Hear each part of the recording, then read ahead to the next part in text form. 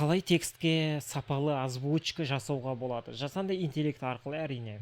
Бірінші Eleven Labs деген сервиске өтеміз. Сілтеме осы видеоның астында. Бұл жерде әрине басты бетке өтетін болсақ, бізге демо версиясы бар. Мына жерге өзіміздің текстімізді қойып, тексеріп көрсек болады, қалай жұмыс жасайтынын білу үшін. Мына жерде ағылшын тілі бар, африканс, араб тілі, Әзербайжан. Және соның ішінде әрине қазақ тілі де бар. Біз соны таңдасақ болады. Дегенмен қазақша әзірге кішкене бір онша емес деп естілуі мүмкін. Қазір біз былай көре аламыз.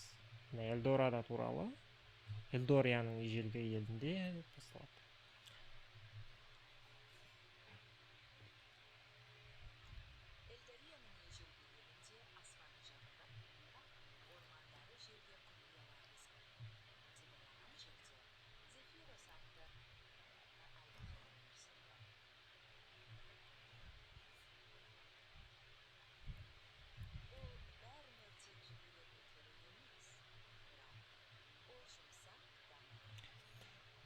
Көріп тұрғанымыздай, жалпы озвучкасы өте сондай, дауысы өте жақсы деңгейде. Әрине кішкене мынандай жерлерінде қате кетуі мүмкін.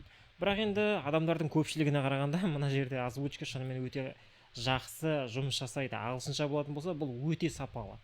Мына жерде көрсек болады.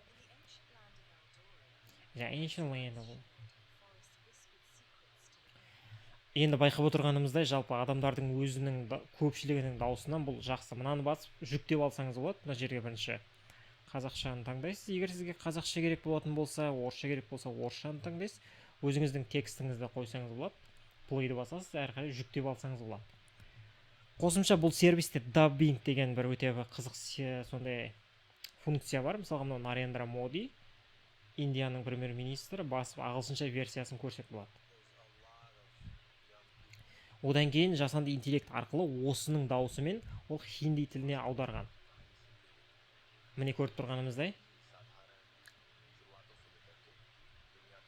Яғни өзінің даусымен аударады. Бірінші текст аударады, одан кейін даусына сол келтіріп қойып береді. Әртүрлі басқа да бұл сервисте пайдалы функциялар бар, бірақ енді көпшілігіне менің ойымша керек осы text to speech деген бар.